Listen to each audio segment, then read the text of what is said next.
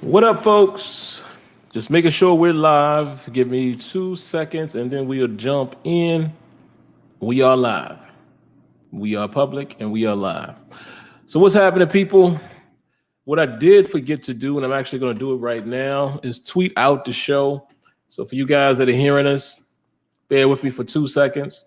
But how's everybody doing, man? I hope everybody is well. We thank you for tuning in to another episode of the Sim Standard Podcast.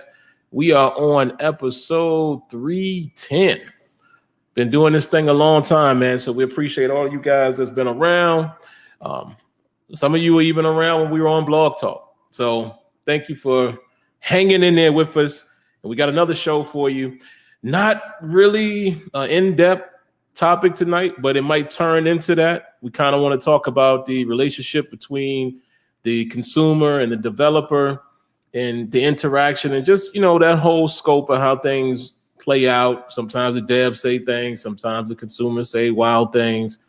And we'll just kind of talk about that dynamic. And then Smitty will definitely talk about FIFA. I'm actually downloading it now. I haven't had a chance to play it, but, Smitty would take the lead on that. And that's kind of what we have tonight, unless you guys throw something at us in the chat. To get started, y'all know what we're going to do is we're going to recap our week in terms of us and I'm sure football. Man, Smitty, man, that's all I can say. I'm going to let Smitty talk about Detroit, but I tuned into that game with, let me just start off with that, and then I'm going to let Smitty take it away. I tuned into that game. It was third down, fourth quarter.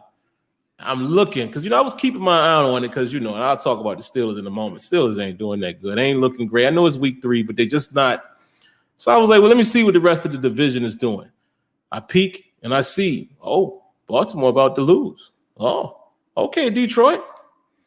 Turn it on. Lamar Jackson gets shut down on third down. I think a penalty happens. Then it's 4th and 19. And I'm like, yes. Detroit is about to beat the Ravens. So we all going to be down in the bottom of that division. And for whatever reason, a Madden moment happened. A Madden moment happened. The defender somehow was just allowed this guy to go by him. And I'm not going to say he was too far away from him, but he kind of got caught in no man's land where he thinks he's deep enough. And somehow Lamar Jackson is able to find, I forget who the receiver was, behind the Detroit defender. 4th and 19. And at that time, it was like 20. It didn't even matter how many seconds was left. It was under a minute. If they would have stopped him, the game's over. Lamar Jackson is able to find this guy. Justin Tucker comes out there and kicks a 66-yard field goal. And I'm like, I know this dude has been one of the most accurate ever. I'm going to say that, even as a Steelers fan. Man, that was what a find by the Ravens. What a find. So in my mind, Smitty, as I'm watching it, I'm like, I have no doubt that he's going to kick it straight. It's going to be good if he has the leg. I just don't know if he got the leg. It's 66 yards. The daggone field goal is coming, and I'm looking at the TV like it's on target, dog. And I'm like, wait, it's losing steam. Hits the crossbar, bang, bounces up, and flips over. It's good. Justin Tucker sets an NFL record.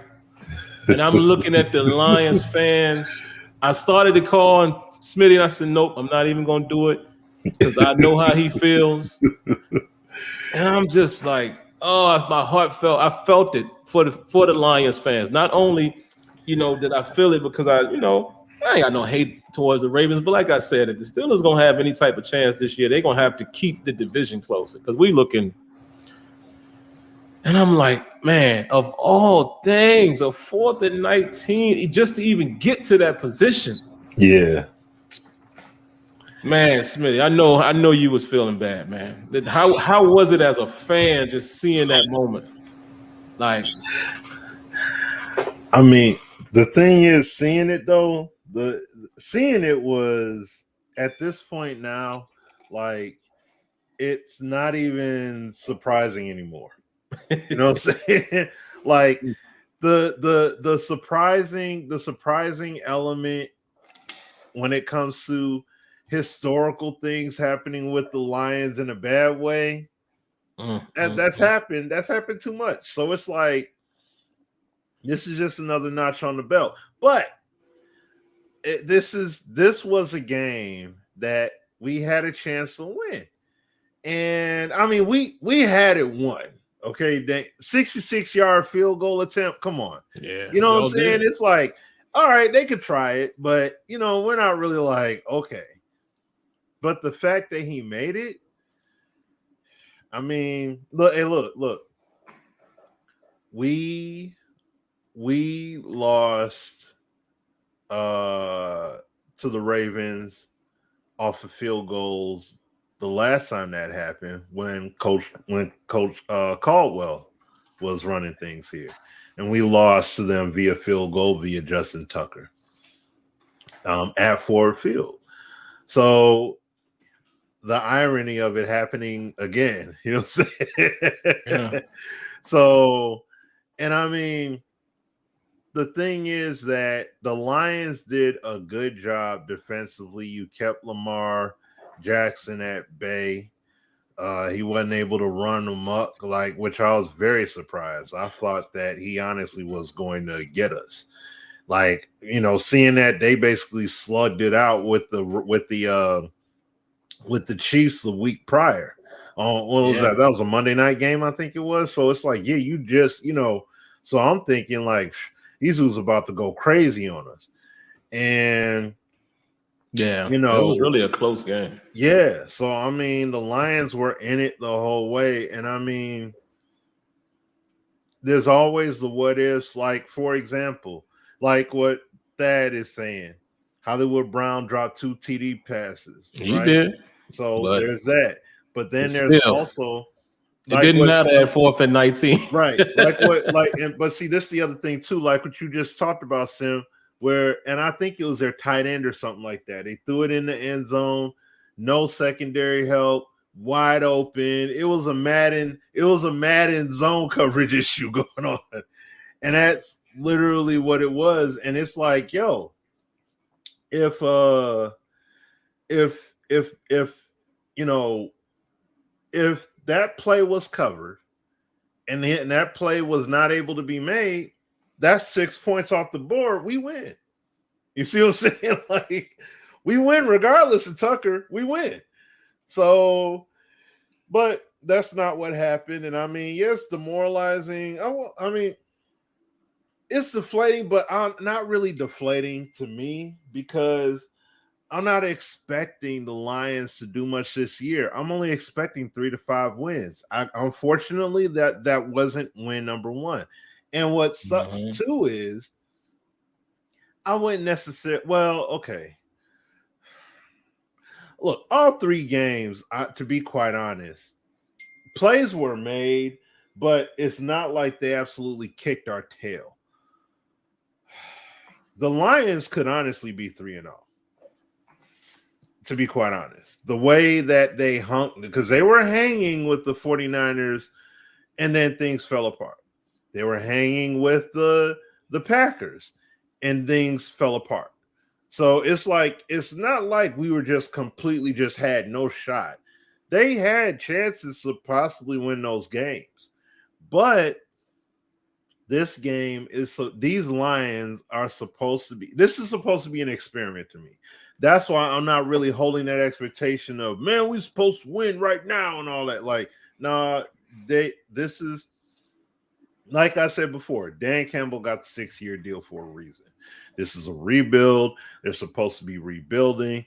I mean, hey, guys are on the radio now talking about the whole Deshaun Watson thing, saying we should go after him. You know what I'm saying? And I mean, I get why they're saying it, even though our team really isn't in position to run or do anything right now. But they're saying basically, if Deshaun Watson is basically cleared of the charges and he has to face a suspension, you know, and it's all guesstimated, but just saying, like, let's say he has to serve an 8-game suspension. The Lions are Mhm. already a bad enough team. If you give away some draft capital, I think what did they say? They were saying like give away this year's first and the Rams pick and a player to get Deshaun Watson.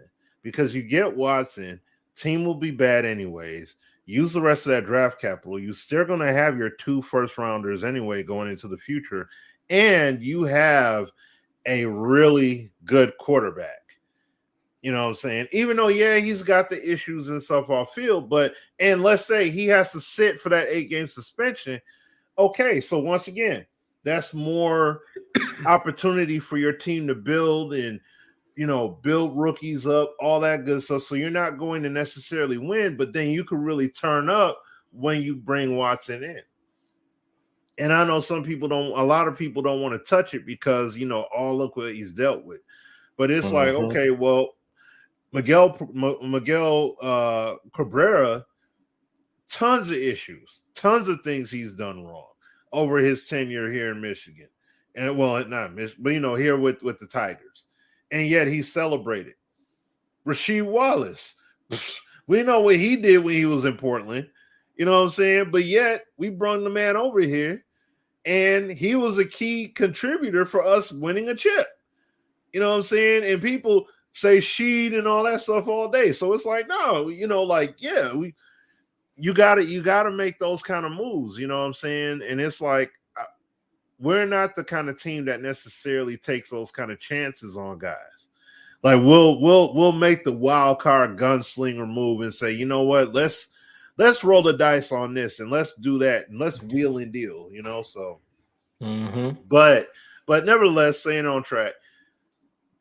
Yeah, the game it was a demoralizing. I won't even say it's a demoralizing loss.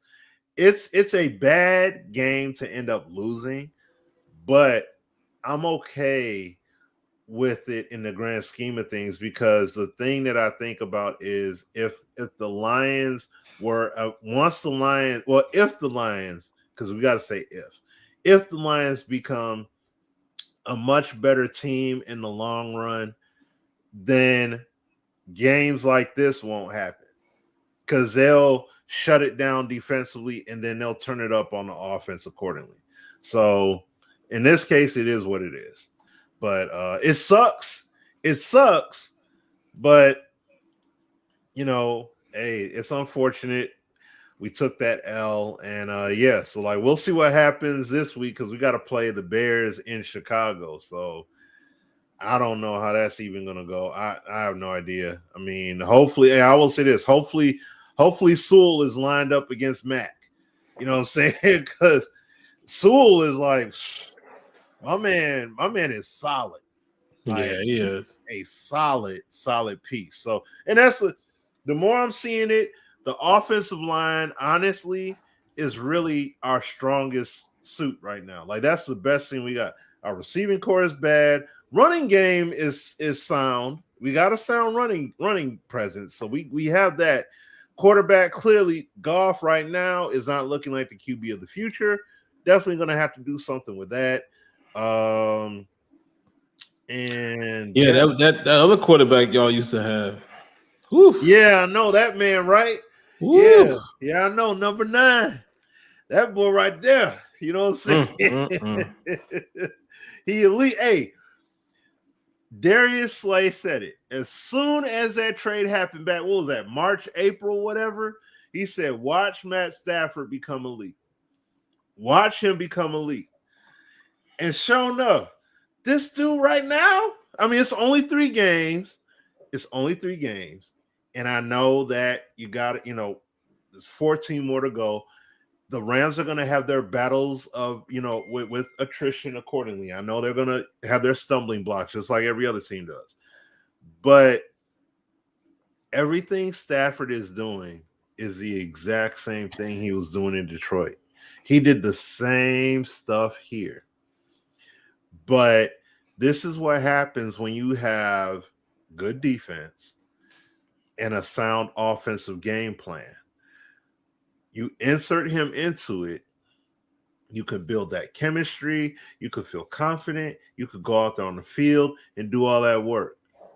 Deshaun Jackson working it. Cooper Kupp killing it. Man. You know what I'm saying? Like, Deshaun look like old Deshaun out there. Yeah, I'm saying, like, they're doing it out there. And he's hitting the marks. I'm like, you can't get mad at it. Detroit people want to get mad at you can't. You can't. This is he balling. So yeah. Excuse me. That's all I gotta say though, man. Yeah, man. And real quick, shout outs to Quaface, man, becoming a member of the channel, man. Definitely appreciate that. And anybody else who's listening, I know a couple of my Steeler followers have become members. I promise I got special content coming to you guys. I might try to see if I can cut some of it tonight. I was planning on getting it done last night, but for you guys that, watched all 22 footage, NFL had been tripping with Game Pass. I finally got it for this past week's game. So I'm going to show a few plays there and it'll be members only. So there's some content there. And also, as more people start going down that path, I'll be doing some members only gaming stuff too. Probably some streams of some of those obscure games that I play. And I say that because it's games that most of you guys don't see me play. So we'll do some things of that nature. But again, man, I appreciate that very much. Outside of that, listen, I said it on the Steelers show. Steelers are 1-2, man, but they're looking like a very shaky 1-2. Ben Roethlisberger, man, his time is come and gone. It just is what it is, and I'll be very brief here. It's just like I said on Tuesday. Can the Steelers still win with Ben Roethlisberger? Sure, but they're going to have to find a way to get the run game going. You have that talent in Najee Harris back there. He's shown you what he can do, even in the receiving game, even in some of the 15-plus yard runs that he's had. They're very few. He shows you what he can be. But it's a combination of the newly built offensive line, as well as there's a couple plays, man, that Najee may have read the wrong hole, rookie stuff. I'm not too concerned about him. I think he's going to be fine, man. But I knew that there would be growing pains with this team. Some of the fans of the Steelers are just too overconfident. Guys were saying how well we were going to do this year. And I was like, oh, pump your brakes, man. Pump your brakes. All of the offensive line, for the most part, are new starters. A core four had to start last year, so he's maybe the only one guy that you could say has more experience. But Trey Turner did not play for the Steelers last year. Kendrick Green, rookie center, did not play for the Steelers last year. Dan Moore, rookie left tackle, did not play for the Steelers last year. Kevin Dotson was not a starter last year, second-year player. Fans seem to think that things are going to click just like that. It don't work like that. The Steelers right now are literally in the beginning of their rebuilding stage. Ben Roethlisberger is the last older piece that's there. And it's time, man. It's time. Like I said, I'm not trying to beat up on Ben. He's been what he's been. It's 18th year. It's time. He can't move the way he once did. He's just not. Again, I say it every week. If Ben Roethlisberger is passing the football 40 or more times, it's likely the Steelers are not going to win that game. And the Bengals are not just the Bengals anymore, nor are the Browns. And we already know the Ravens are a consistently decent team. So, yeah, guess who right now is kind of looking up in the division? the team with the older quarterback. It just is what it is. And some Steelers fans just don't want to face it, They just don't want to face it. But it is what it is, guys. Let's keep it moving. Other than that, we got the Packers this week. That should be interesting going into Lambeau. And it's funny because this will be the game that the Steelers will win, right? They went to Buffalo first week of the season, got that done. And now they'll mess around and go to Green Bay and win, even though I really don't believe that. But we'll see, man. It is what it is. I'm just a fan watching and understanding what the turmoil that the team is going through. And understanding that we are literally in a rebuilding phase right now. And there you have it. All right, guys, let's go ahead and get into it, man. Like I said, what we want to dive into tonight, we want to just talk about, a little bit about the consumer and developer relationship. And then Smitty, he'll kick off, lead the topic in terms of FIFA and, PES. And if we get to that, we will. And if not, I think y'all will enjoy the first part of the show anyway. So, man, there's so many ways that we can attack this, Smitty. So many things have happened, publicly. And, we know there was the situation recently with Clint. And shout out to Clint, by the way. He tried to deliver a message and it just didn't come off right.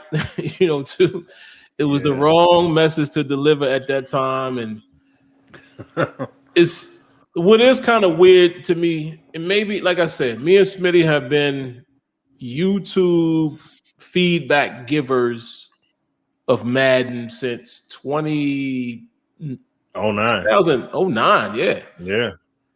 So it's safe to say that we've grown up since then, just as people. Me and Smitty didn't even have kids then. Yeah. I'm not 100% sure about this, but I know I wasn't. I don't know if Smitty was married then. I wasn't. I didn't get married until 2010. No, I wasn't married yet. I got married that year, but not at that point. I was still dating my wife then. So yeah. See what I'm saying? Yeah. We had no kids. We won't even marry. Yeah. So we have grown. And I say that to say this. Maybe we're just a little more mature nowadays, but I don't understand some of the consumer and developer interaction and relationship. It's kind of weird sometimes, like that some people develop such a disdain for another person. And it's like, dog, I get it, but we talking about video games. I mean, it gets a little weird when it's personal. On the same token, sometimes the developers, sometimes they lash out. And you look at them and kind of be like, is that necessary? However, they're human. So I guess I do get where they come from. If just like if somebody punch you in the face, what you going to do? You're going to punch them back, right? It's human nature. We're talking about men at the end of the day. So I understand that side of the coin too, because anytime a developer reacts or if a developer says something slick or out of the way, first thing the community want to do is say, oh, he's soft. Oh, he has thin skin and all this. And I'm like, yeah, but you would do the same thing if somebody was in your face like that. But it's awkward because we have to give feedback, we have to be stern, and we have to give constructive criticism. So I also don't like when developers getting their feelings. I don't understand that either. And I'm not talking about anybody in particular, but just to give you guys a quick idea of, there's been times that I've been approached sidebar, right, behind the scenes, and hey man, can you kind of watch, how you title the video or how you, when you say this and say that. I'm like, what are you talking about? And this ain't coming from a developer, but it's like they pass it down as if they're saying, well, some of the so-and-sos, they don't really like that. And I was like, dog, I'm not gonna not do what I do. And if people are getting offended, anybody in the building, over me giving my real opinion and me being upset, let's say about Madden, then it is what it is. Like, I'm not going to curb that. And they shouldn't be that way. But at the same time, y'all don't never hear me say nothing crazy. I don't threaten no developer. I don't talk about their mother. I don't talk about their wife. I don't talk about their kids and wishing somebody dies and losing. Yeah. I don't do any of that. And for you people who do that, even if y'all are listening to us tonight, y'all some weirdos, man. Like that. I cannot have hate for somebody that I really don't know. This is just the guy that works on the video game that, oh, they didn't do what I wanted in the game, so now let me wish death on them. Like, yeah, that's weird. And I'm at the point of my life that I don't care who disagrees with that. You're a weirdo if you're doing that, because it ain't that serious. So that's kind of what me and Smitty are talking about. I mean, like I said, this is probably going to go in a lot of different directions, but I feel like the consumer to developer relationship should be more in lockstep for one main reason, especially with Madden. We all know who really dictates what happens with the game. So to me, it's a better approach if some kind of way you can be in lockstep with the developers. You don't have to agree. Neither one of you have to always agree. But I think we could take the disrespect and stuff out, off the table on both sides. Because like I said, I've seen some developers jump out the window sometimes, and I'm like, see, that was dead wrong. So that's what I feel like how the interaction should go. It should be constructive. You shouldn't hold your tongue, and you shouldn't be, because let me address this side too, and then I throw it to you, Smitty. Mm. Some of these dudes out here, let me just say it in the clean way. It's a lot of kissing booty out here too, bro. Some people me and Smitty know personally. Some people that have been in the game changer program with us, and I see it. I'm like, dog, you don't have to champion every single thing that is posted by the Madden channel, or is every little thing that the community manager says, or it's always so positive. I'm like, dog, you need to cut it out. It's a couple of y'all out there. And that's, to me, that it's a stretch. Like, it's cool to be down with the developers or the company, but how y'all giving it up, I don't even think the devs would be telling you to do that. Y'all know who y'all are, hopefully, if you hear this. Y'all need to stop, man. Like, it's sad. It's sad to see. And it's funny because I remember the days when people would say that about me and Smitty and Azure, saying, oh, man, y'all lovey love. And we never did anything that even resembles what some of these dudes is doing. So I'm like, if y'all was saying that about us, which we never did, by the way, what some of these cats is doing now,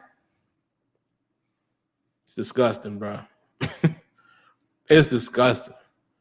Like, again, the relationship ain't that serious.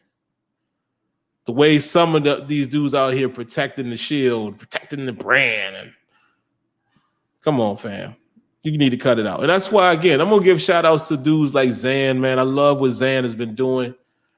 And, contrary to what some people believed, Zan has never been I'm rocking with the team guy. Nah, he's never been that. Especially not when we in that building. He's always been what y'all are seeing right now, but he's at the point where everybody else that's, the point where all of us are at that have been doing it for so long. We're tired of the same old, bruh. We've been watching this for years. And I know I'm going off of the path a little bit, but y'all don't mind.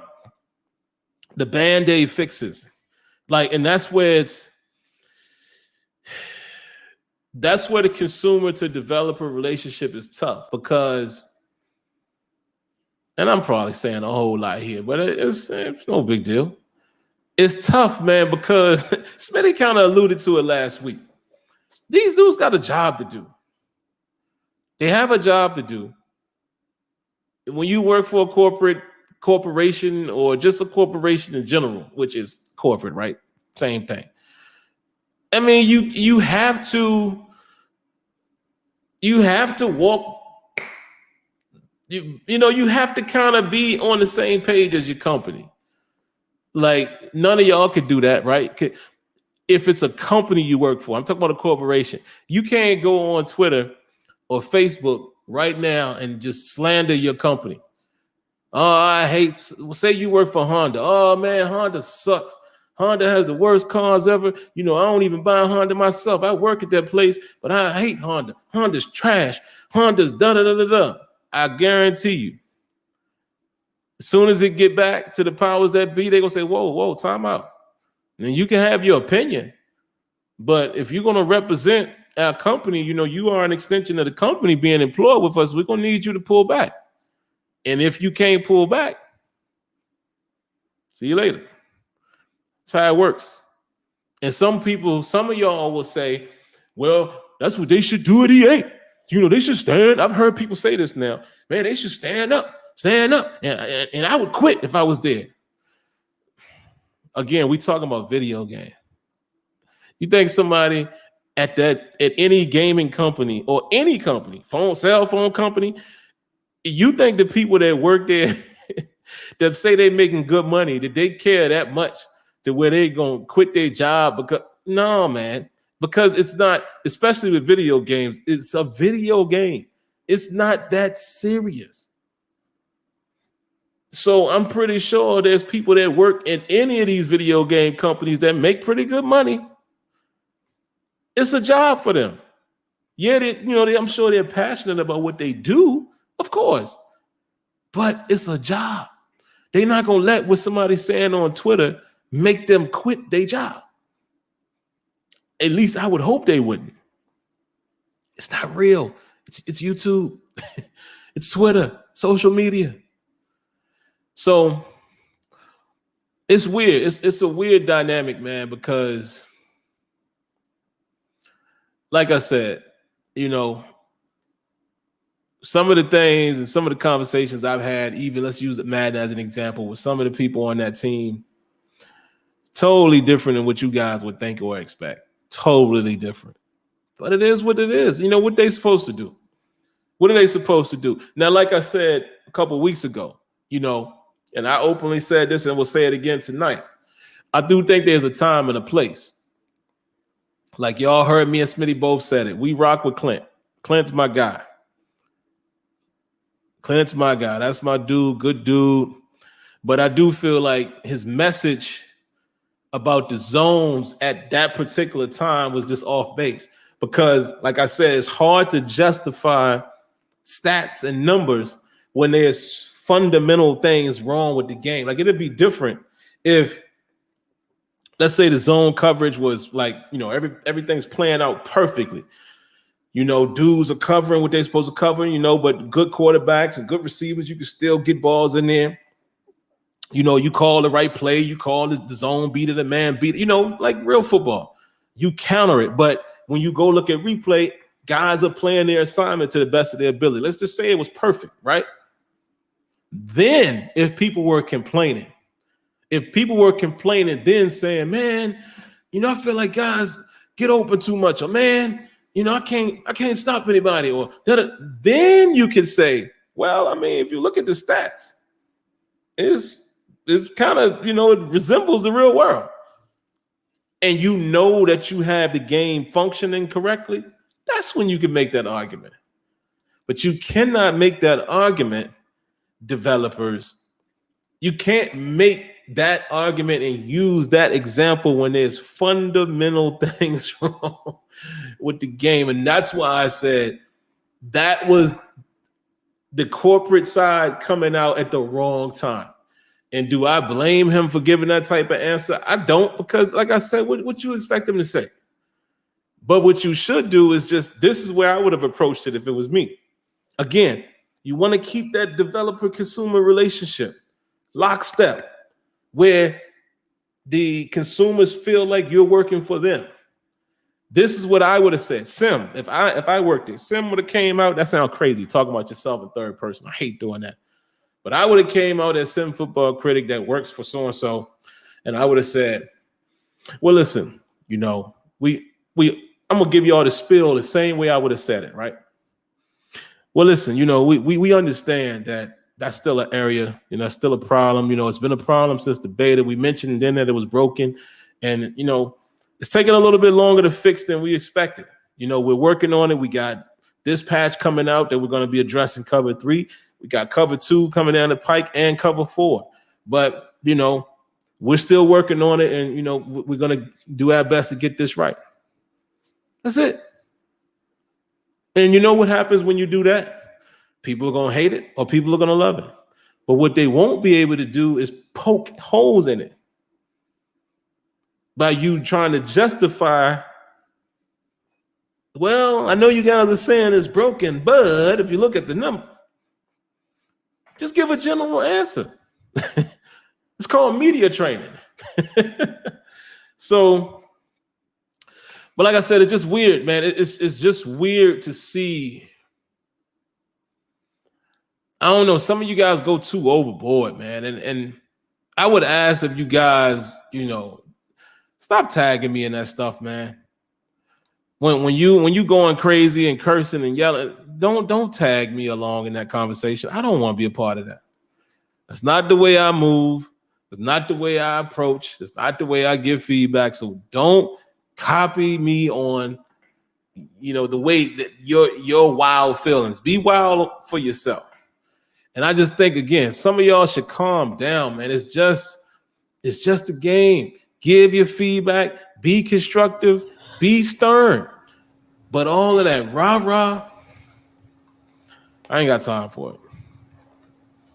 I just don't. But yeah, Smitty, I've talked enough, man. What are your thoughts on the whole ordeal? Just, from the devs, from the consumers, and the whole 9 yards. No, man. I mean, excuse me. Like a lot of what you were saying was spot on with it. I mean, you do have people that are part of the go along, get along game. When it comes to the. I mean, listen. What company wouldn't? What company wouldn't want to just hear positive? You know what I'm saying? Who wouldn't want to be hearing nothing but positive energy about a game, or a positive response, or positive upbeat report about every title update and every title update, every tuning, every program drop within MUD, every single thing is upbeat. That's fine if you want to do that. But at the same time, you have to have balance with it, because you can have fun with a game, but then you can also be like, come on. Yeah. You know what I mean? Like you still gotta be like, all right, now seeing how the zone coverage is, this ain't right. Like, we can't just sit up here and be like, it's okay for the game to be the way it is and still just act positive and upbeat about it. Like, sucks seeing the coverage like that, guys. But they were, like I said, they're gonna be working on a title update and getting all that. Like, it's like, yeah, but you can't gloss over this, because this is like saying, if you go outside and you got your car and and one of your wheels are missing, you're not gonna be like, oh well, even though they got one of my wheels, the show's gonna go on and we're gonna drive something. Like, nah, you're gonna be pissed. You know what I'm saying? You're gonna be pissed, you're gonna be angry, and you're gonna be like, I need this tire issue resolved stat. Oh man, it's okay. We'll get to. No, I need to resolve now. Like, your whole demeanor and everything's gonna change. Now, something as bad as this happening, especially like when you have guys like you said, Zan, Relly, and others that are putting time in the lab. Like, I mean, Zan basically has done a workaround. You know what I'm saying? Like, because his cover 3 is messed up, he's doing workarounds using other zones. You know what I'm saying? Other zone play and things like that to try and make it happen, because it's not done right in the game right now. It's like, it's crazy that he has to do all that. That's nuts. You know what I'm saying? And that's why I think about when people complain about 2K. 2K has the defense in there. And people are like, oh, but it's too tough and it's too this. And it's like, Madden doesn't even have the fun. It's not even fundamentally sound right now. Like, it showcases it here and there, but it's not fundamentally sound the way it should be right now. And I'm like, bro, I wish Madden was at that point where people were complaining because it's playing fundamentally right, but it's too tough. You know what I'm saying? Like, what difficulty you playing it on? I'm playing it on pro. Duh. You know what I mean? And that's what people complaining about with 2K, like when the game launched. Like, they're legit complaining about stuff like that. I'm like, bro, I wish Madden had that kind of problem. Like, that's the problem I prefer to see Madden have. The game is playing well, the coverage is playing sound, and all these things are going, where it's cool. And now there's a problem with it because there's too much there's a level of overcompensation going on. You know what I mean? Like, too much defense. I'm not able to do XYZ. Y'all need to turn it down a little bit or something like that. Or where it's not really, that there's issues with the zone play. It's just you as a user have to refine how you play. You have to refine your approach. That's what Czar said. Czar, whenever that man streams, I wish I could catch him live, bro, because his videos that he's put out recently over this, especially this week, great education. Not just basketball, but also when it comes to the development, when it comes to NBA 2K. So great insight, man. Great information he put out there. Excuse me. But yeah, I mean, like you said with Clint, he should. My thing is, what can you honestly say? You know what I mean? And from his perspective, what can you say that would soften the blow? Other than just saying, well, we're working on it. But what can you say? So it's like he had to have something, and that's when they came with those numbers. You know what I mean? It's like he had to go with the corporate answer because there's nothing he could say from a more basic level that people would gravitate toward what he's talking about and actually, buy into it, because the game came out. It came out bad. You know what I mean? And it's like, it's a game that I can't get with right now.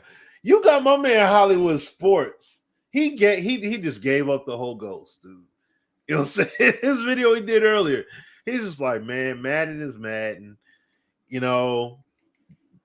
We can request stuff. I'll put out videos and stuff like that, but more than likely they ain't going to address nothing because Madden's Madden. The suits and execs don't care. So you know what? I'm going to play my friends and followers and people that challenge me outside of that and everything, and I'm just going to play. If they fix stuff, they fix stuff. If they don't, oh well. I'm just going to play. I'm not going to get mad. I'm not going to get upset and all that stuff.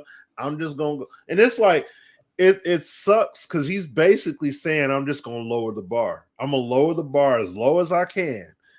And just, hey, if they do something, cool. If they do nothing, cool. I'm just going to play. And it's like, that's what Madden, that's what these games never should be like. It should never be about lowering your bar for the sake of a title. So that way you could just basically give yourself an excuse for playing it. But I'm sorry, dude. Like, man, yeah. No, the community, when the game and people that play the game are, when they're playing the game and they're tired of it, they just cave in and say, you know what, forget it. I'm just gonna play. Have fun. Oh well. But I'm sorry, man. This is how the community gets like that. And then that's when you see the community get enraged and get angry and stuff like that. You know what I mean? And see, like, back to Sim's point, like you said before, me, him, and Azura on Sim Standard, people said we sold out. We were compromised. Our integrity is shot. We aren't the real guys and all that stuff and everything. And it's like, it's funny to look back at that, especially considering how people are now. Excuse me, some people are now. It's like, no, we never did that. Like, we always kept it a buck. Like I said before, community leads, things like that, said that I was too close to the product. Sure. You know what I'm saying? They said that I was too close to the product when and literally I'm making points about franchise mode lacking, and they say I'm too close to the product. Gameplay points. all stuff that's on the back of the boxes of the games that they literally have plaques on the wall for in that studio. And they said I'm too close to the product with the points I'm making. So it's like, at the end of the day, I want the game to hit too. But if it's not, I'm going to play 2K. I'm going to play FIFA. I'm going to play Battlefield. I'm going to play Horizon Zero Dawn and all them other Battlefield. I can't wait. You know what I'm saying? Beta come out next week. So, you know, that's going to be hot. I definitely have plans to be on that. So, but still, yeah. I want to see Madden in a space where, you know what? I want to see Madden be in a space where we could see A-Dub go on a stream of his own and really talk about how the game plays. And he actually excuse me, he actually can stand firm on the game, the way it plays, and really get into it and showcase to people, this is football. You got Czar literally did a video where he was like, we did an update because the comp crowd wants to be able to do certain actions.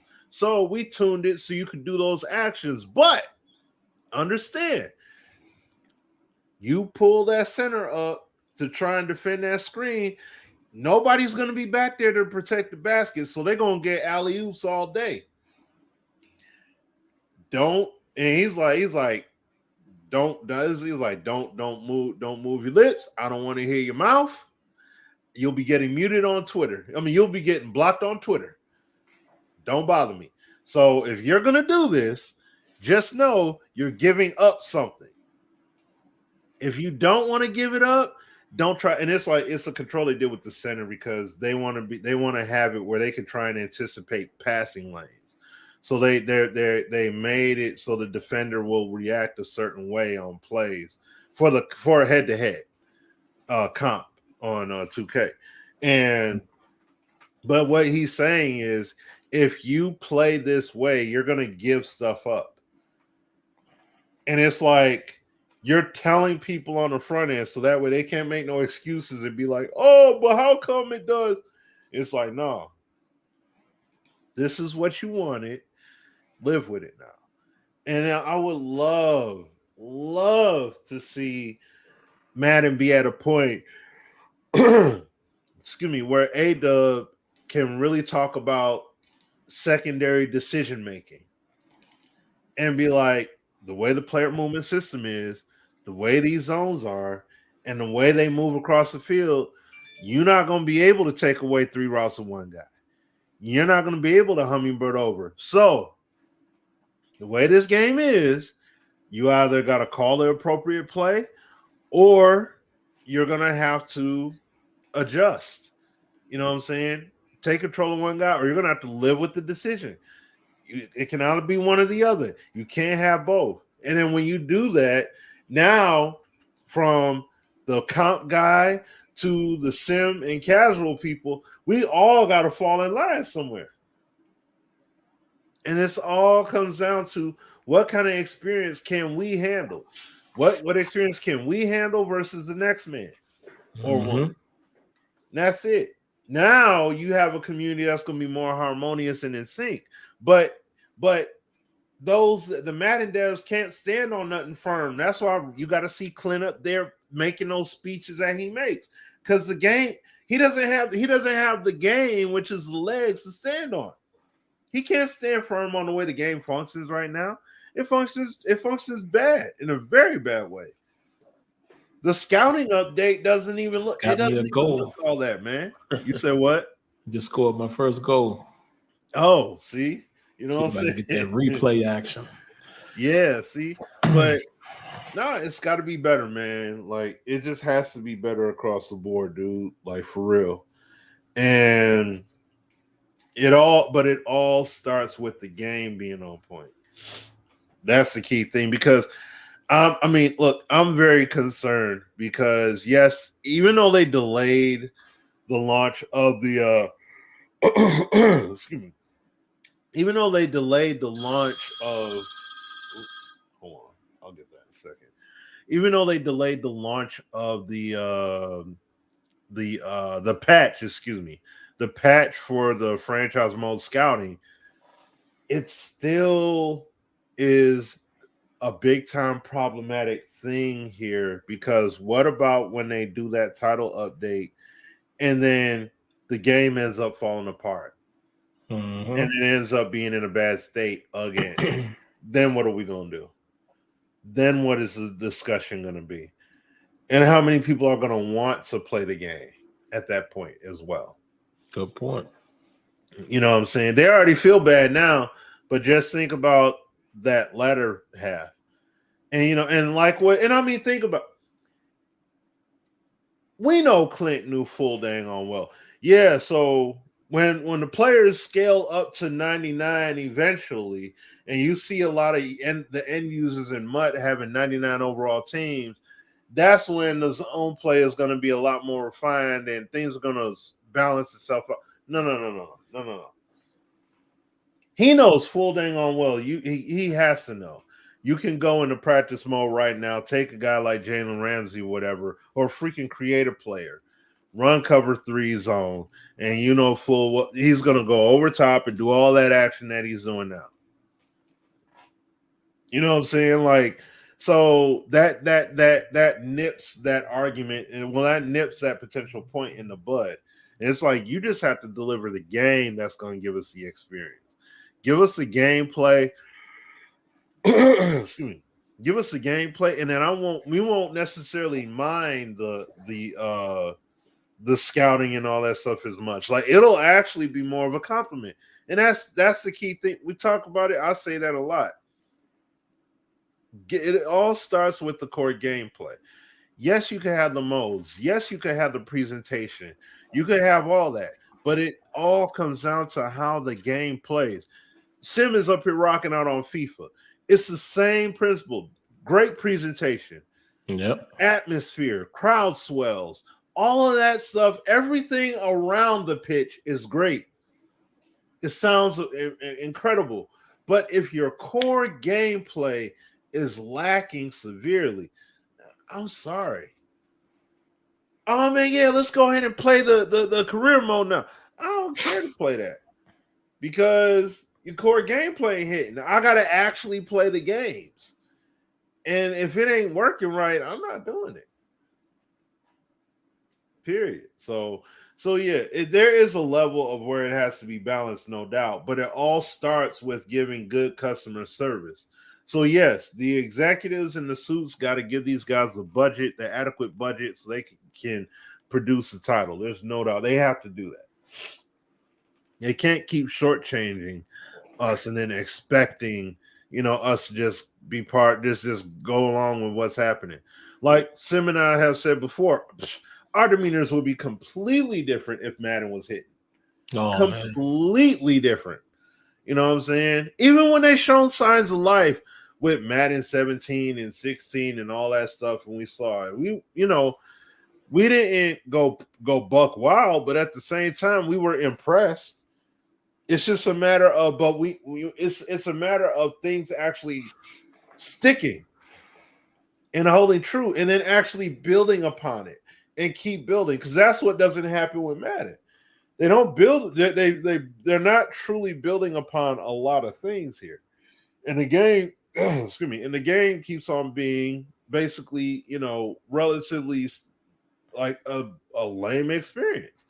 It's not in capturing what's happening on Sundays when you had it on PS2 and Xbox, but you can still get it there. They got to give these guys the resources. It's like Clint goes up and says, "Let me get resources," and they literally give him a spoonful in the palm of his hand.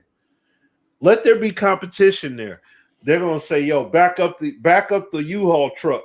We got to give you all these resources so you can do what you need to." It's like, yeah. Let these dudes play to the strength of their development capabilities for this company. You know what I'm saying? Clint knows football. Let these dudes do it then. A-Dub clearly knows football. Let these people work. Seriously. Otherwise, these guys are just collecting the check. And like what since I'm not mad at him for it. I'm not mad at him for it. Get your money, get your paper. But we just need the game to be better. That's it. So, but no, that's all I got on it, bro. Yeah, man. I mean, it's not a whole lot to be said. Real quick, shout outs to Ron Simpson Gaming, man. Happy birthday. He says today is his birthday. Happy birthday to you. Hope you are enjoying yourself. Hope you had a good one. And many more, man. Appreciate you coming to hang out with us on your birthday. But yeah, like Smitty said, man, it's like we all understand the frustration. You know, the game is just not what it could be. The devs, to some degree, is handcuffed and held back.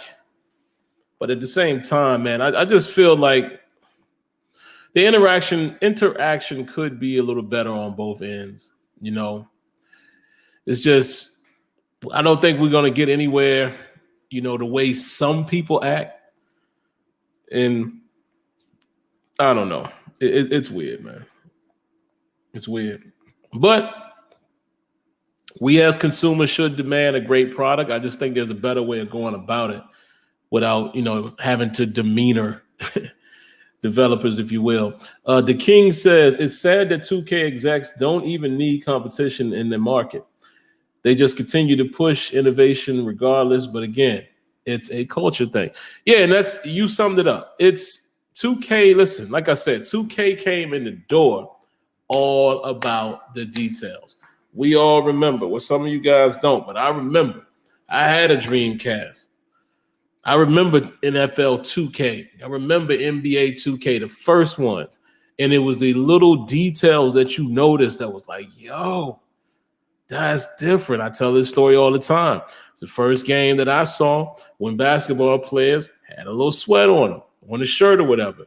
It was the first football game. And it might not have been the first one. Another game may have done this, but it was one, I noticed it immediately in this game when it was cold. The cold air coming out of their mouth. You know, like I said, maybe another game did it and I forgot about, because I definitely remember games like NFL Game Day, you know, when it was raining and storming and you get a big hit on a guy and it'll thunder. Like, I remember that. You know, we was young back then, but I remember like that little detail. So I can't remember if another game had the cold breath, you know, when it was cold outside, you know, that you're breathing. But I definitely remember seeing it in 2K and it caught my eye like, oh, look at that. So they came in the door, man, about, and honestly, what they probably were doing, I can't speak for them. This is speculation. You got to remember at that time, EA was, if it's in the game, it's in the game. Yeah. This is before they just short, you know, they made it short to EA Sports, it's in the game. No, we're talking about when they used to say EA Sports, if it's in the game, it's in the game.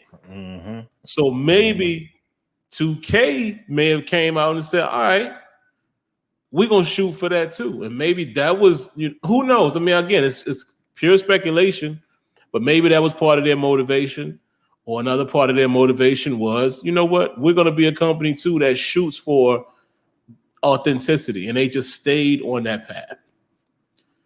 And I'm glad you said that, the King, because that's really what it is, man. That's really what it is. It's like, you know, I try not to get into this conversation so much because it's repetitive, but it's the truth. We continue to tell you guys, it's not at the developer level, man, as far as why the game hasn't progressed the way it should have over time. It's not. It's the executives. It's what they say we're going to spend money on this year. We're going to allow you time to do this year.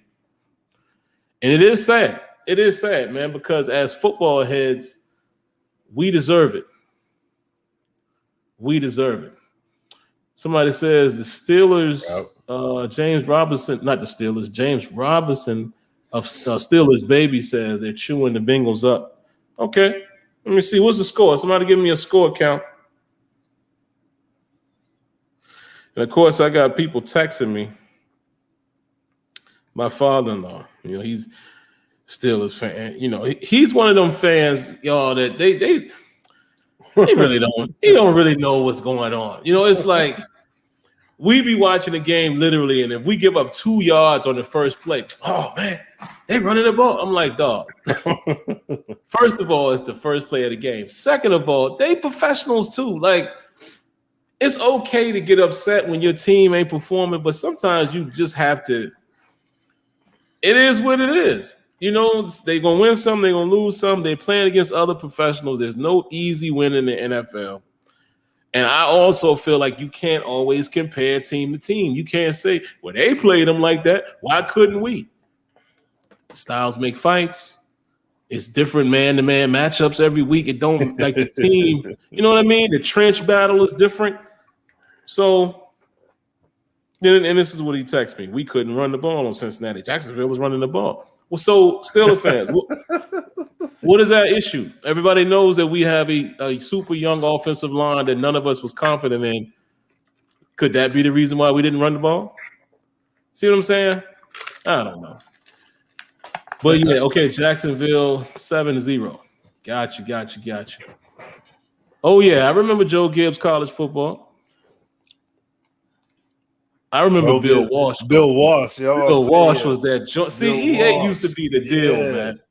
It used to be. Yeah, it's sad, man.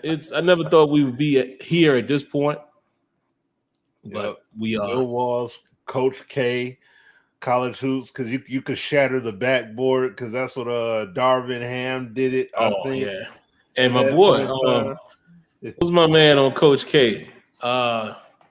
I used to break backboards with him all the time. What's big boy from Arkansas, man? Arkansas. He might have played for y'all, maybe. Did he? Corliss Williamson. Did he play for Detroit? Yeah, he played for Detroit eventually. Yeah. That's right. Corliss was from Corliss used to break them backboards in that joint. Shatter that joint. Yeah. But all right, man. Enough of getting sad. What you got on FIFA, Smitty? Get the people your thoughts so far on what FIFA's doing. I'm playing it right now, getting a feel for it. Yeah. I'll say this. Because I did a stream earlier in the week where I was playing FIFA 22 on PC version. Ooh, excuse me. And I meant to stream earlier today. I didn't get the chance to, unfortunately, but I was going to stream the console version. So, which I may be able to do tomorrow. We'll see. But from playing it, I will say this. The hyper motion tech, like from experiencing both the PC and console versions, the hyper motion tech is not going to make a world of a difference this year. It's more going to make a difference in the future. And what I mean by that is, like, from playing the game, dude, like player movement, player physics being respected, body collisions, ball physics, tangibility. You know, I mean, yeah, every game is going to have its morphs and clips, etc. But, bruh, game is looking like, the game looks good, feels good, plays good. The shooting, all that stuff, passing is nice. Bruh, it's nice. It is nice. Yeah, so brother Tico, I'll answer you in a second, fam. But no, man, the thing is that Tico, what's up? Madden, excuse me, FIFA, it's a good playing game. Visuals are clean. It's like I told Sim before the show started. It's like playing, for those of y'all that remember NHL 11 when they first introduced the real-time physics, and they talked about, you know, how the whole game was going to feel organic.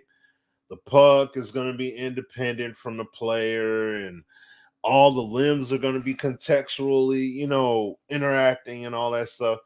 But the thing is, the game played like NHL 10, which was not, you know, didn't have the real-time physics and stuff in there. So NHL 11 felt like a smoother version of NHL 10. So to me, from playing FIFA so far, and we're gonna get the PES, DJ, because that PES is getting absolutely. Smitty told me that thing is that untedont. Yeah. So, but FIFA 22 right now on console, it feels like the smoothed out version of what I played on the PC version.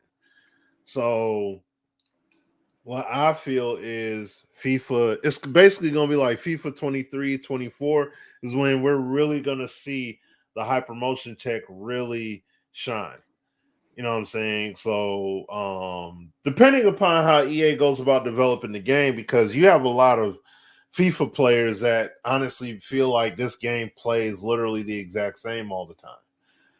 So, I mean, yeah, I wouldn't know. You know what I mean? Yeah, that's what I'm saying. Like Sim and I are not like the super duper ultra hardcore FIFA players or whatever. So we're not going to know necessarily. But yeah, so that's how that's our thing with that. Like, I mean, I didn't play any of the franchise stuff yet or the career mode. All I've played is a handful of games, and I'm messing with some sliders right now, so that way I can, play that way and see how, see just to see how things go across the board. Like Matt 10, he's the one whose sliders I typically use because he pays a whole lot. He plays pays very close attention to soccer like that. So I definitely use his sliders, and I played with a few games with it earlier today. I got a chance to play a little bit, and no, it's good. You know what I'm saying? Like FIFA is a good game, and it's a lot of fun. At the same time, challenging too.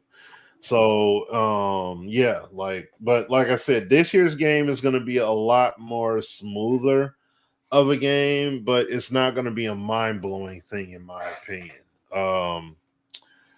Until, like I said, next year you're really going to start seeing those signs of life. But right now, there wasn't anything necessarily that jumped out at me when playing it, but I do like I said, I do like the game. And this is the one thing about Volta, because somebody went online and posted a video and said the only way you could play Volta now is online head to head against people. And it's like, no, I don't like how they basically have it pinned behind different menus. So it's like you gotta go to one menu, and then you gotta go to another menu, pick a particular selection, and then it gives you Volta football within it. And in terms of playing it offline, like playing it just you and nothing else, you have to do all that. How you play regular play now? Is that kickoff? Because this kickoff thing seemed like it got me signing up for, what is this? No, you got to do kickoff because it's going to set up your profile. You got to and then go to like classic match. Go into yep. All right, here we go. So once you do that classic match thing, that's where it shows Volta, I think, is one of the options in there. But see, that's the thing. Yeah, it's like they strategically pin that sucker all the way to the back like that, and then they have the user stuff on the front end. If you want to play, because basically they have it where you got to match make. You got to play against other users on your with and against other users. And so it's like, I'm not trying to do that. Well, you know what I mean? Like they try to make it like that's the only way you could do it. But no, you can still do it. You can still play the mode. You just can't create a player and play the mode. So that's it. But no, that right there overall, that's really all I got on FIFA, man. You know what I'm saying? It's a cool experience so far, but I gotta play it a lot more to really dive into it further. But yeah, like the game definitely is fun. I definitely will say that. And what's going on with this Pro Evolution, Pro. What is it? What they call it now? Oh man, well, eFootball. Yeah. Oh man. I've been Shoot. seeing some From what? stuff out there. Here, let me do this. I'm gonna pull up Steam. I'm gonna pull up Steam here because people were absolutely, absolutely going ballistic on it. Like, let me see here. It was eFootball 2022. And it is overwhelmingly negative for the response.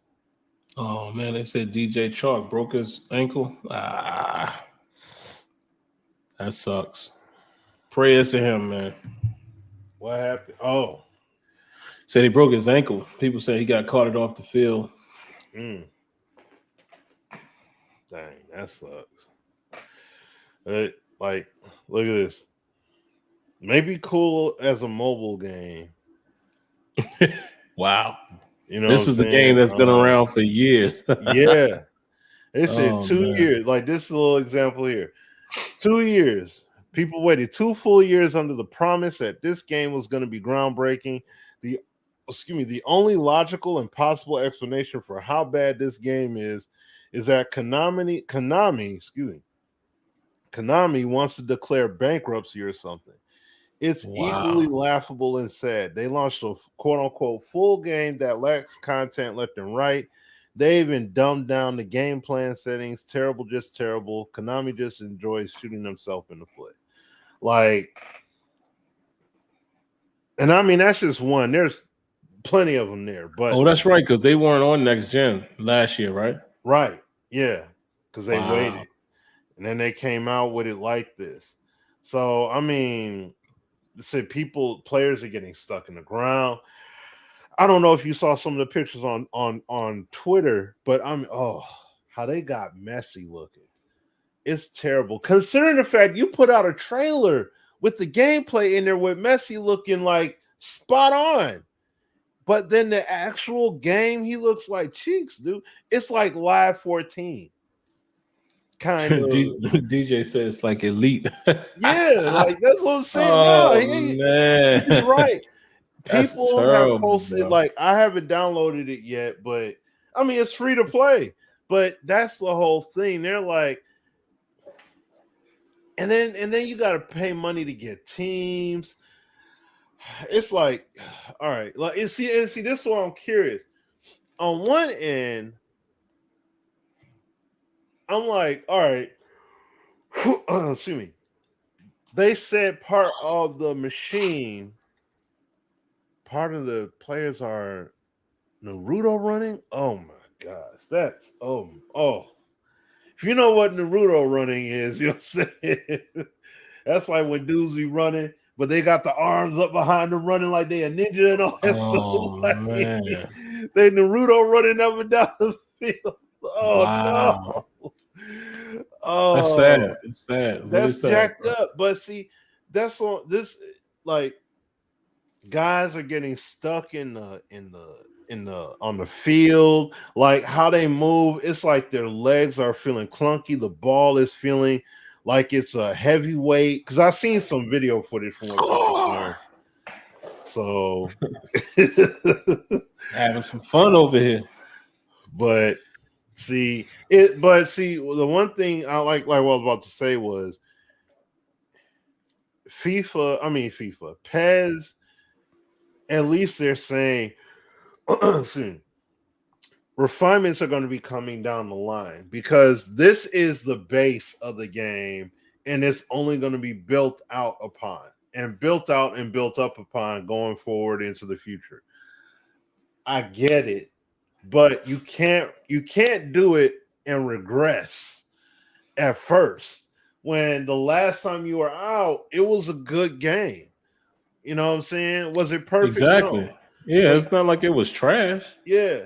You can't have a good game like that and then come out and say, all right, we came back anew with it, and now this is where we at. It's like, yeah, I don't know about that one. You can't have that happening. So think about it. It was people who literally said, I mean, and Smitty and NYK included, because you guys played both. Yeah. People literally said that PES was more of a sim. It felt more realistic, authentic, let's say that, than FIFA in a lot of areas. And you Yeah. go from that to To wow. this. Wow. And And you see, already was fighting an uphill battle with the licenses and all of that. And now, sad. but hold up, but this is the thing though, Sim. My man DJ just said it. They went to a whole new engine. Okay. Now, why did they get rid of the Fox engine is beyond me. Because the Fox engine was doing wonders for them. So, but see, this is what I'm saying. Right now, this game is basically toilet bowl water. But later on, like and I mean, we don't know how long that may be, but later on down the line, we could look back at this game and be like, man, remember when this game first came out and it was straight cheeks, but now look where it's at. You know what I mean? So it's like they can do it. They can. It's just like Rainbow Six Siege. Now, obviously, it wasn't a graphical thing, but Rainbow Six Siege was looked at as a very doubtful kind of title.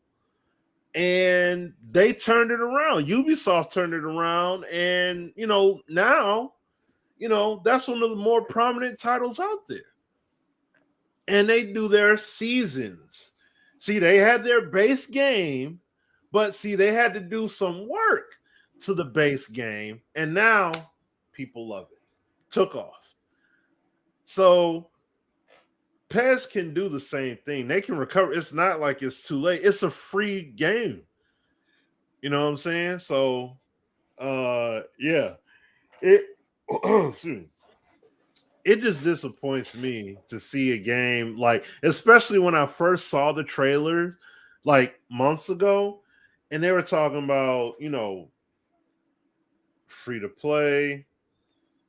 They have a whole roadmap of things they want to do. They're going to make it cross play. They have like this very ambitious timeline for this game, and now this right here, yeah, you came out this flat.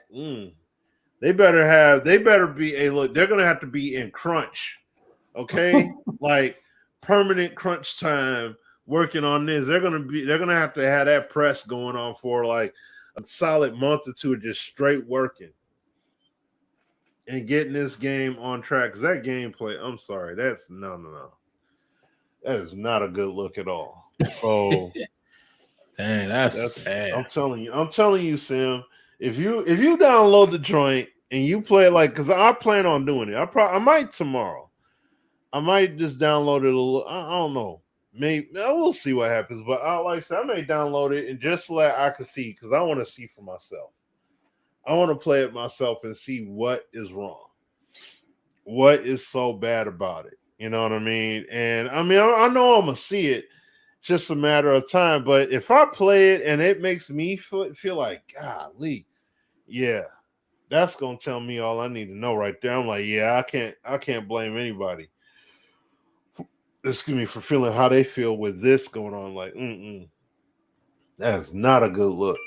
How you got the cover guy looking crazy in the game? Oh man, Sim, I'm telling you, man.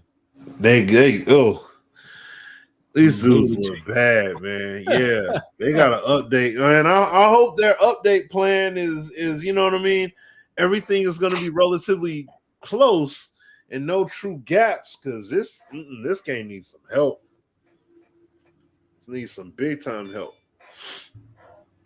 Booty cheeks. Yeah. Oh, and one thing I wanted to say, dang, what camera is it? Tico. I was just trying to see if I had the model number of the camera on there. The camera, you stupid DJ. That's how I look though. Messy. Yeah. That's how he looked. He looked crazy, Sim. I'm telling you. But No, I have the Logitech C920, and you see how the camera follows around like this. That's because I'm using the NVIDIA broadcast app. So, like when Sim and I do the shows, at times where I would have the background removal and I had a completely different background there, it's because of that application. And I mean, it's if you got a powerful enough computer, you can use it because it's an app that's supposed to be complementary with if you're using one of the RTX graphics card lines, then yeah, you should be able to use that app or whatever. But I think it's just more of if you have a powerful enough computer and you got a powerful enough GPU, then you can use it. But that's why one of the focus options on there allow me to have it where the camera will just follow my face wherever I try to go to, whatever, and it'll move. Usually this camera just sits still. It doesn't move from left to right, but that's how it does that. So that's all. I just wanted to answer that for him real quick. Yeah. So, but yeah, Sim, man. Look, let me tell you this, man. Like, let me just say this. I know we talk about it, and this is a point we made before in the past too. Not FIFA, excuse me. There are tons and tons of games out here to play. Some games are outside the genre, stuff like that. Like Sim say, he'll do it for his subs and everything, or his people that are members. You know what I mean? And I got that Formula One. I'm gonna start playing that joint, yo. I'm telling you, I'm gonna start doing little stuff like that. Like things. I play a lot of games. Y'all just don't see it because I'm always sports oriented. But yeah, you wait till that Battlefield drop. Yeah, so I'm saying like there's a lot of stuff that's out here and a lot of stuff that's coming down the pipeline. And it's like for example, even though I didn't keep the Humble Bundle subscription, but they gave me an offer for like $6.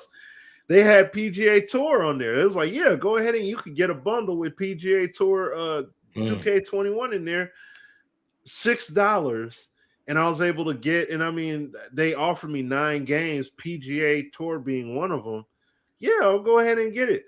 I went ahead and bought Mafia 2 and 3 on Humble Bundle. It was $13 to get both games. It was like pay $13. We'll give you 6 games. Mafia 2 and 3 were part of it. The remastered editions of them. So I'm like, shoot, heck yeah. Yeah, see, I never played Mafias. See, yeah, see, like, and that's why I want to get that. I want to get that remastered edition of the first Mafia. See, that one costs the most, but still, it's $21. So it's like, yeah, I'll get that. Play those all through. You know what I'm saying? Like that's something I could play as well. And you got games like Sim up here playing FIFA right now. You got other games that are coming out, like DJ's talking about, was it Kena Bridge of Spirits? Like that's another solid title that's out there that I gotta get at some point. You know what I mean? So it's like there's a lot of variety out here to play. If Madden, and we're football guys too here now. Now I'm like more balanced because I like basketball and football a whole lot. So I could get down with 2K all year, and I'm like, man, I'm straight. But I want to play Madden. Oh, by the way, while I'm thinking about it, gotta give a big time shout out to King Havo with Legend Bowl. That game right there is a good game. Like, I can't even front on it. That's a good dang on game. No one, his game is on Nintendo. Even Angry Joe shouted it out. You know what I'm saying? So it is a good game. It's an arcadey game, but at the same time, you get it on the Switch. Yeah. Okay. Yeah, that's what I'm saying. Like it's on that. Little man got a Switch for Christmas. Yeah. Last year. Yep. Somebody see what's going on with that. Yeah. So it's like, man, it's a nice, fun game. It does have a learning curve to it, but at the same time, it is a solid game. So I'm definitely feeling that. So like, but man, that's what I'm just saying. Like, there's a lot of good sport esports boxing club. Man, please Sam, just release. come Please, on. You know what I'm saying? Come on. just release the game, man. In its current state. Oh yeah, man. like you know what I'm Man. saying? Just put it out now. And they keep adding fighters. Just adding more and more fighters. They keep doing these videos where they're just adding more fighters to the roster. Dude, like, just come on and drop the dang on game and let us play it, man. That's it. This is what I'm saying. That's too much stuff. I could watch football on Sunday, and then after that, if there's too many options, then I could just be like, oh, you know what? I would like to play Madden, but Madden ain't cutting it. I got this boxing game that gives me that authenticity and detail to the sport the way it should be done. Mm-hmm. I got FIFA. I got NBA 2K.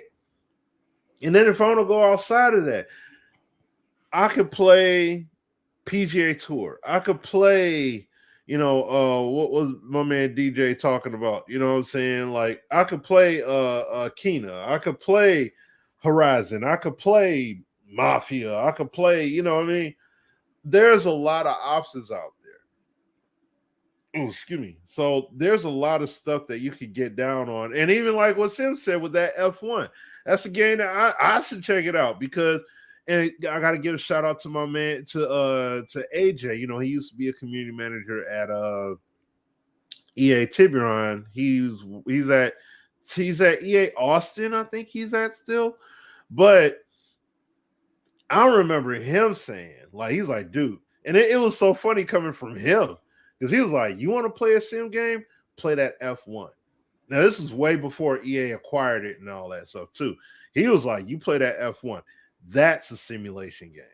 You know what I'm saying? Like, so we always like, oh, F that. Yeah. F1. Oh, man.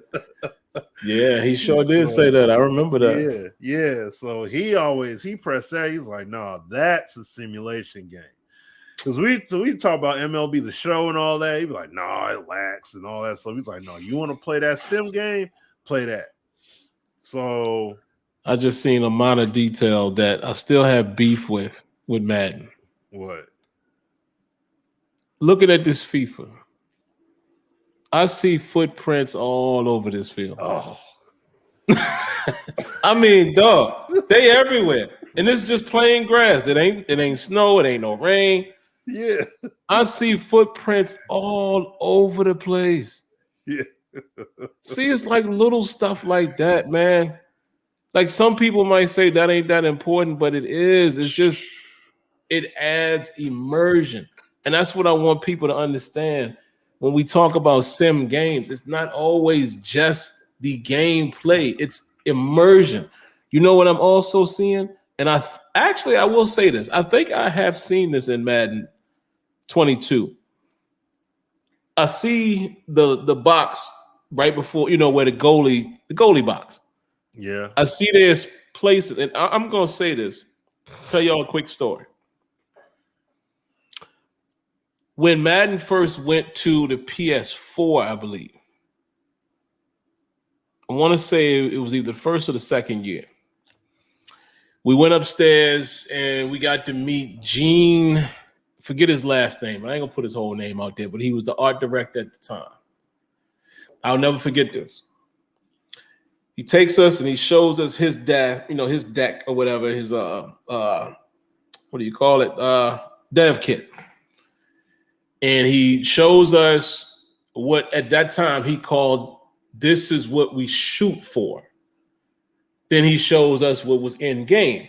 And that's when I kind of understood, okay, because developers will tell you, and more so engineers, like our art director is more like I'm not going to say he's an engineer, but he's a different from like Clint and them, because Clint, those guys come up with ideas, develop, but then they have animators and engineers who put it in game. So just so everybody knows how that works. Even like a guy like A-Dub that knows all the coverages and all of that. He has an idea. He puts in the how it should work, draws it up. Then you have an animator, you have an engineer that makes it come to life. That's how all this stuff works. It's not, that's why even that's another reason why we tell y'all sometimes the developer is like just a piece of the puzzle. You know, of course you need great devs to come up with ideas. They are what their name says, developer. They develop these ideas and how to make them work in the design. And I envision this happening. And then you get your animator, you get your engineer to make it come to life. So anyway, we meet with Gene. He shows me an image of a field, the grass, the stadium. He showed me how, and this is what we want to get to, where you see how on the 30-yard line, you see this part of the white is like kind of wiped away because guys have been stepping on it and over there. And I was like, bruh, if y'all get that in the game, never saw it. I actually think I have seen a bit of that in this year, though. I think I'm gonna have to remind me to tell you guys whether or not I noticed it. But I think I actually noticed it in 22. Sometimes the degradation is a little better, and I swear I've seen the white line kind of smudged a little bit in certain areas. But I'm gonna have to play Madden and double check that. But anyway, I'm seeing it right here. In FIFA, there's a chunk missing out of this white box where the goalie is, assuming because somebody stepped there. Yeah. And all over this field, bruh, it is footprints everywhere. Mm-hmm. And some people will say, oh, so what? No, it's the immersion factor, guys. When you have gameplay, elements, visuals, crowd, noise, weather, all of those things, commentary, that is what a simulation is. That's what you call replicating the sport on and off the field. Environment. Yeah. You don't see the footprints like this. I mean, they're there, but not like this. Yeah, but not not like this. You're not. If you had a scrum in the corner between you and one guy in the back corner, like where they do the corner kick at, yeah, and it looks a little bit messed up over there, it's gonna stay that way the whole game. If no one ever revisits it, it's gonna stay there the whole game. That don't happen in Madden. You don't have that kind of stuff. But see that's the kind of stuff that you have happen in FIFA. Just like the progressive grass stains and stuff like that. Like Madden, y'all play in the rain, everybody come out clean. You play in the snow, everybody clean. You know what I'm saying? FIFA, dude, only guys that get dirty are the people who actually got dirty. They just don't by default because it rained, everybody's dirty. No, it's like dudes, jerseys, knees, shorts, all that stuff gets dirty on the side that they actually, got roughed up on or that they slid on. If they never did, it's not there. I've played games where it's like the left side, dirt, knee, sock, shorts, shirt. Right side, nothing. You know what I'm saying? Or just a little. And it's like, and I'm talking about, like Sim said, it didn't rain, it didn't snow, none of that. It's just regular day, open field, grass. And dudes got dirty. And understand, this element of immersion was brought into the game years ago. And it's like all they do is keep touching it, keep touching it. And then it gets to a point where it's like you're not valuing it because you're spoiled by it, because they've done it already. And it's like they're they're giving us so much. To a degree, you're spoiled. Just like when I talked about 2K, it's the same thing.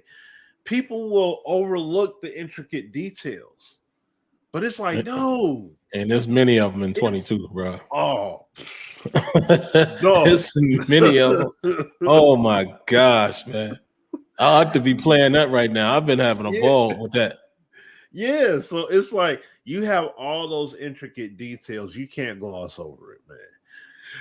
It lends to the authenticity of the sport, and it makes you want to play another game and another game and another game if you could. That's the kind of stuff that holds your attention for hours on end. I would love to see that be the case with Madden, where it's not holding my attention because I'm trying to see how many bugs and issues it has, and I guess I'll play. No, it's like I can't wait to play. Especially when you're coming off of going to, not going to a game, but watching a game, and then you want to fire up Madden. Like, it's like I want to fire it up, but I know what it is. I know what it's going to be. I know what kind of experience I'm going to have. It's not going to be a pleasant one. So yeah, man, it's got to be better. Yeah, it just needs a lot, man. I mean, it really does. And it's at this point now where, of course, me and Smitty will be the first ones to tell you guys it's going to take time. But it's like, I'm tired of waiting for it. That's why I say every year, for me, Madden is let's see what they got. And, they've done some decent things so far here on Next Gen, but it's just not enough. It's just not enough. Because honestly, if we're being honest, if the zone play wasn't so broken right now, it's not a bad game. I can have fun with Madden, especially offline. I haven't played a whole lot of online yet. I'm just saving my headache, knowing that, there's a meta out there with the broken zone. I just, I'm going to wait whenever, the scouting thing comes out. I think, we'll start our league. We haven't started yet. And, and I'll play it in my spare time like that. But it's not a terrible game. There's a lot that they still need to do, but on the field, 22 isn't that bad outside of the broken stuff. So it's going to be interesting to see. Let's say they fix it all. It'll be interesting to see how the game actually, how we feel about the game when the best version of 22 is offered.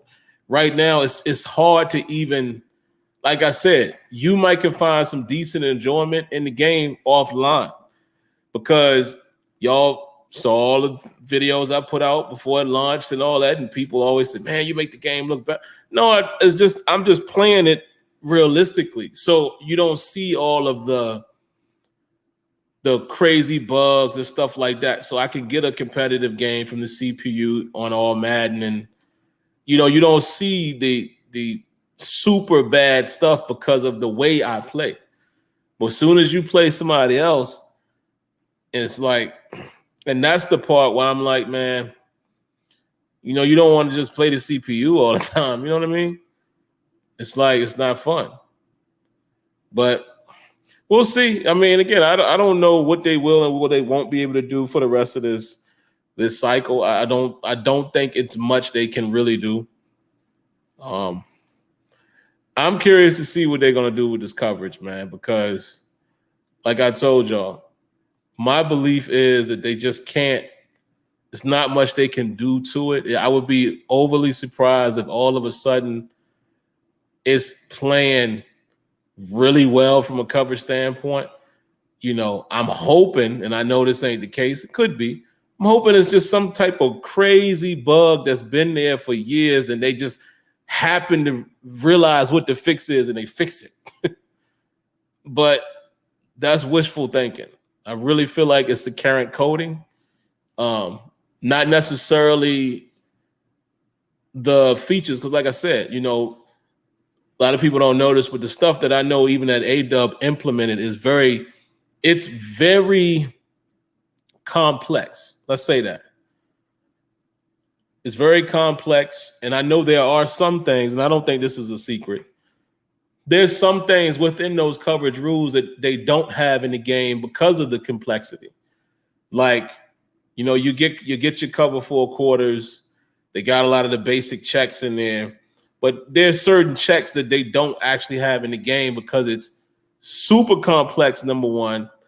Number two, I think they do realize that they haven't done the best job teaching some of this stuff. So for as much stuff that we know as hardcore football guys that might be broken in terms of coverage and stuff like that, there's a lot of stuff in there that actually does work. And people give up plays and touchdowns because of how they break the coverage because they don't understand what they're doing. They don't understand what's supposed to happen in a 2x2 set and you call palms.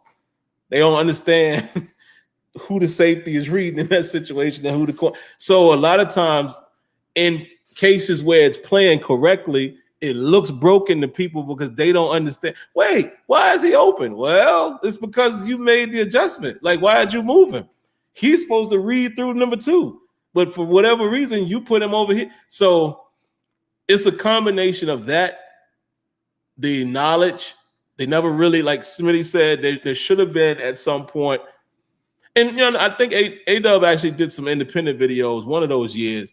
But I think whenever they move forward, whatever they do to fix coverage, I'm talking even future years, I think they do need to get back to showing and teaching the novice, like, okay, this is cover 2.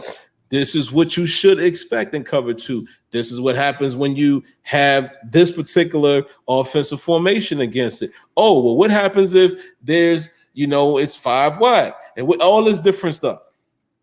Oh, what happens in match when you have trips on this side? They need to do that, and then they just need to fix the basics. The basics have to work. Mm-hmm. Like how they do now. I don't know when did they get it to where. That's why I think it's just a tuning up and down. Y'all notice in 22 that these dudes now just turn their back and run to get to the deep third. They ain't used to do that. They used to at least stay with the guy for a moment, keep backpedaling, then they turn. Like now they just turn and bail. So you're going to be able to throw a corner route easy because the way the game is now, the corners ain't even looking. It's weird, man. It's weird. But Mr. Jackson, yeah. Well, I take that back. I was. All of those games that, let's say the games that I posted, I don't have a bunch. Might be 3 or 4 out there. All of the games, the full games that I posted with no commentary, those were all on default, all Madden. And as you guys saw, good results. Now, I'm actually, and I just tried, and I want to shout this guy out, man. Let me make sure. Give me a second. Let me make sure I got his name correct. I saw it on Operation Sports, and people were speaking highly of him. And I looked at a few of his videos, and I really like the approach he takes to his sliders. Hold on, guys. Let me make sure I got his name right. Yeah, his name is Serious Mac. Serious Mac. Go check him out. Actually, let me post his channel. Post a link to his channel, man. This dude, and y'all know the normal slider guys, and Matt 10L and Charter 04. Those are our folks, man. Good, great guys. But like I said, I'm always willing to try sliders out from guys like Charter and what's my other man's name? Jacob Reed. He has a smaller channel. When guys explain what they're doing, and it's like Smitty said with Matt and FIFA, when you know that they take endless time, and check out my man Serious Mac, man, because he really breaks down each aspect and says how he tested and what results he saw. I'm just using a hypothetical number here from 51 to 52 to 53 to 54. And so his sliders are the last sliders I used. I played an offline game maybe 6 days ago. Played pretty well. Played really well. So hold on, let me post a link to his channel. So if any of you guys that are playing Madden, man, and he makes these sliders for offline and for his league, that he's in. He's a Washington football fan for anybody who cares about that. And what I like about his approach to Smitty is, and it could be biased because this is what I've always thought, and I've even confirmed this with the devs. You know, people always try to offset the player skill versus CPU, and people, oh, you don't want to give yourself. I was like, nah, I think all of it is CPU if you ain't controlling them. Like, the CPU sliders also should affect your CPU controlled guys. So certain things should be the same. It should be the same. You know, some things you might have to change, but I mean, like the basic stuff like coverage and all that should be the same for the user, and he follows a lot of those principles. You know, he has very few sliders that the you know, passing might be a tad bit different, but just go check him out, y'all. And, you know, y'all let me know. Come back and give me some feedback for you guys who play it. Yeah, check him out, Tico, because I know, you know, Tico gets down a lot. You know, y'all know, y'all should know Tico, man. Tico does a lot of his offline stuff. So, yeah, check him out, man. And y'all just let me know how y'all feel about his sliders. I'm going to keep trying them out. And like I said, man, I mean, again, some people might not agree with this. Madden 22 is not a bad game. It's not horrible. It's actually pretty decent. Like when you look, like when you do like me and Smitty do, and you just go and replay, like, oh, okay, that's different. It is a lot of different things that's happening in there, but it's hard for us to really talk about it because of the obvious issues. So that's why I just at least hope that they can get this game, salvage it back to a level of where it's consistently playable so I can really judge the game. Now it's too hard. Like, I ain't played it in a while. Like imagine that. Hardcore football dude, and I ain't played Madden. Have played Madden none this week. I think the last time I played it might have been probably more than 6 days. It probably was like last Thursday or something. That's saying a lot. When I should be just playing the football game over and over and over and over and over. And I'm not. So, no. I don't know, man. We'll see. Yep. Oh, wait a minute. Here's another guy. Y'all always know I'm always going to promote him. I think that went without saying. I ain't even say Neff's name, but anybody that knows me knows that I'm always in favor of whatever Neff is doing with sliders, rosters. And Neff says here, I've put together some sliders as if I was making rosters slowly and painful, and I have it playing okay, and I'm not feeling as cheated as before. Yeah, it's not.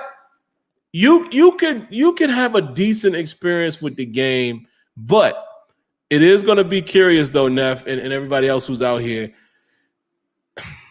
Let's just hope they get it fixed, man, so we can really judge it, because it's hard to give it credit right now with the obvious bugs. But those are just my 2 cents, man. But I'm gonna go ahead and get out of here, man.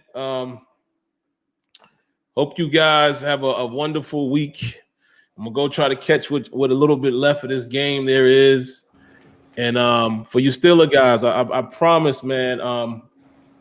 I might just come back later on tonight and show a couple of those plays. The all 22, I will say this though, is horrible right now, the way they have it. I don't know what you can't go directly to the play no more. The timestamp it's for the NFL to be charging for this. But I'm gonna put a few plays together. I just want to, give you guys some bonus footage and kind of show you some of the things from a different view, so you can really see what was going on in the game. And I'm gonna try to get that out to you. And the pregame show probably will be tomorrow, because I have something going on Saturday night. So, but all right, man, we're gonna get out of here. You guys be well, be safe. God bless. Good night, and we thank you for tuning in to the Sim Standard Podcast. Peace.